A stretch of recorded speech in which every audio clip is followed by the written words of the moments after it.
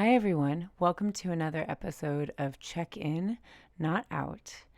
This episode is going to be about how to manage a state of shock or intense feelings. I am recording this episode on November 6th, 2024.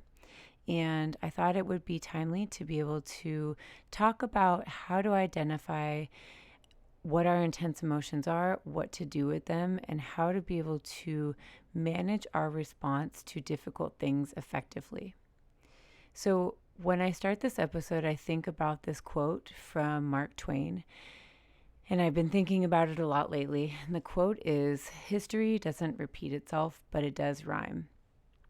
And I think that it's really important to recognize how our emotions work as they relate to stressful events, how our emotions can really be echoes of one another, especially as it relates to events that we have experienced multiple times over. And certainly, if you have worked during COVID, then you can relate to this. And so, this is where I'm going to talk to you about how to be able to manage a state of shock, a state of intense emotion where you don't know how to be able to really recognize this or identify what's happening, and give you some quick tools to be able to manage this effectively in a very short period of time. Okay, so I'm talking about initial waves of intense emotions. First of all, this will be a running theme. The directive is to check in with yourself, okay? So try to name your emotions and what's happening in your body. You might be feeling anger, fear, grief, panic, trauma, depending on what kind of situation you're experiencing that causes you to be in a state of such intense emotion, such a state of disbelief, such a state of shock. When we're in shock, we go numb, we can go offline. Our overwhelm from these intense emotions either causes us to just shut down completely and block out all of our emotions, which obviously is for protection. When we go into a state of shock, we can reject our current state. We can remain in complete denial of our feelings. And the result is that we subsequently can avoid the pain altogether, which again is understandably to protect ourselves. However, protecting ourselves and being in a state of disconnect from our emotions does not allow us to be able to walk through this acute experience that we're dealing with. So the directive in this regard is that it's so important to face our feelings, to name them, because that gives us such a different kind of control and awareness over what's happening. Additionally, being able to face our feelings, to name them, to lean into what's happening helps us build resilience, because what this allows us to do is to sit with our emotions long enough to be able to examine what's happening with ourselves. Now, if you're not used to doing this, this can be exceptionally scary, which is why I list this first, that it's important to really identify, hey, how am I actually feeling about this? What is swirling in my being at this point? And furthermore, what we want to do is to be able to actually examine what's happening in our body. We have somatic reactions to shock. We might feel fatigued, overwhelmed to the point that we have headaches, that we feel nausea, that, different parts, depending on what we've gone through in the past, different parts of our bodies can be overreactive or can go offline. So we want to manage that mind-body connection and really be able to, as I said, examine what's happening. Now, when we know what's happening with ourselves, we say, I'm in shock right now. I just want to shut down. I can't think, I can't feel, I just am disconnecting. But that's coming from a place of, I've experienced such distress before that this situation is reminding me of that. And when I look at the situation, I feel grief, I feel anxiety, I feel such intense fear.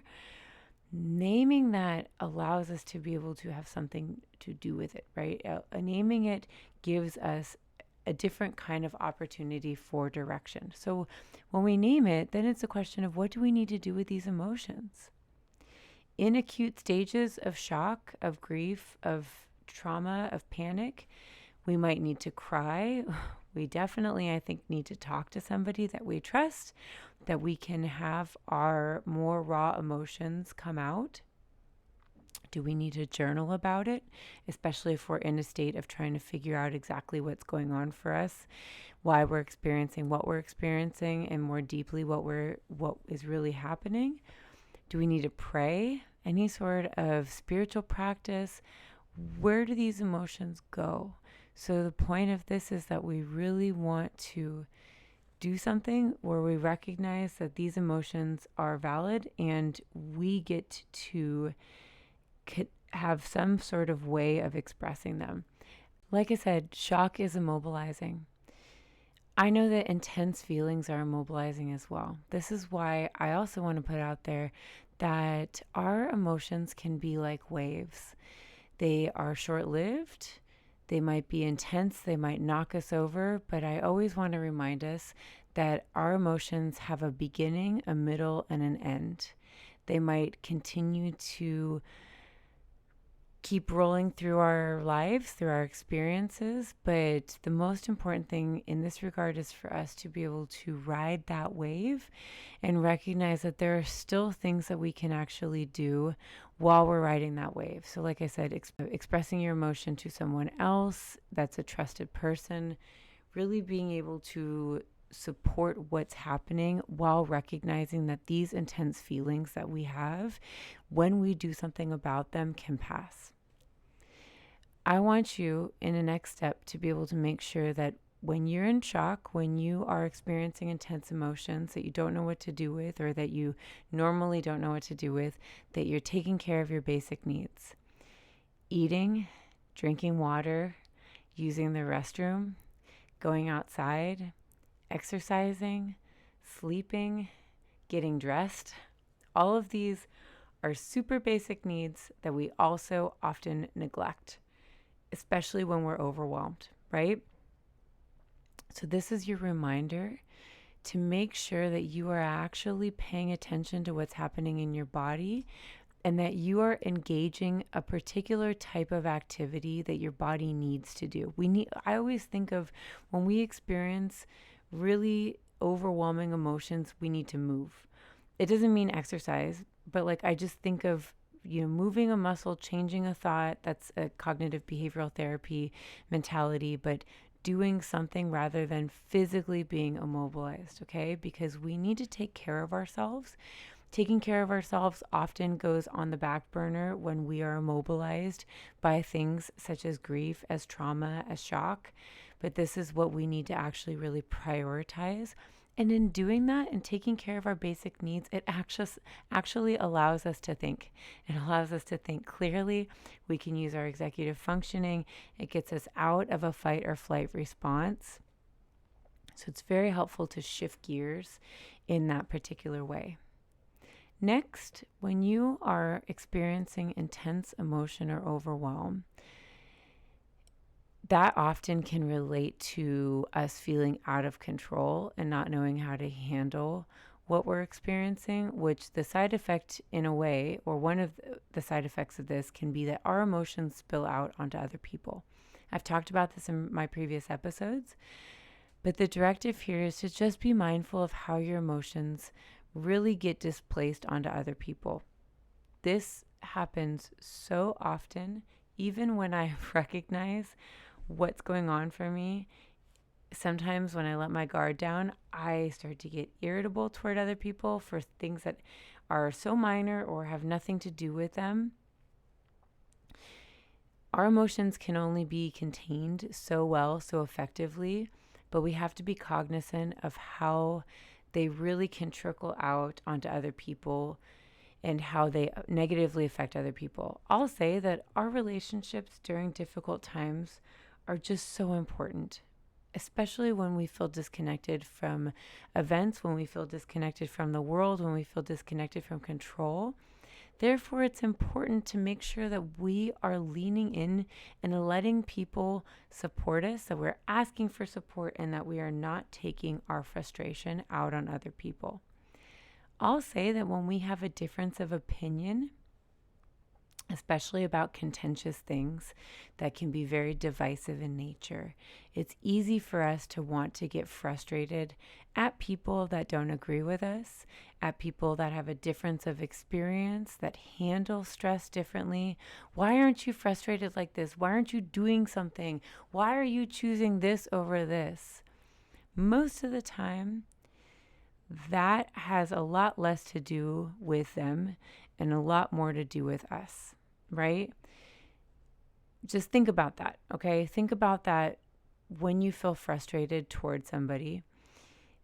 Think about whether that's actually going to fix what you're experiencing, or is it going to make it worse? Are you going to feel frustrated with somebody and then feel out of control for your emotions, and then feel even more overwhelmed because having an emotional response that is possibly damaging to our relationships just doesn't change the situation that actually caused you to feel this way in the first place. So this is where we have to recognize, hey, I'm feeling a particular way. My tendency is to feel really irritable. My tendency is to blame other people, but I recognize that I have to appropriately manage my emotions, or do the best that I can to manage my emotions, and make sure that I am treating people as kindly as possible, as respectfully as possible, that I am not engaging in communication with somebody if I know that I'm not at my best. That is really important. But trying to, in these acute stages, be aware of where our emotions go as it relates to people, places, and things. Next, try not to catastrophize. That is so important as well. I think all of these are important, but is crucial. When we are in a state of shock, a state of disbelief about something that we don't want to happen, that we can't believe is happening, that we are in denial is happening, that we're fearful about the implications of this, I get it. It's so easy for us to take the experiences that we've had and to be fearful that the past is not going to repeat itself. And this is, I think, where our minds go, is that they tell us, oh no, this is going to happen exactly how you think it's going to happen, or worse. The reality is that we don't know what's going to happen. We can be very good guessers at best, okay?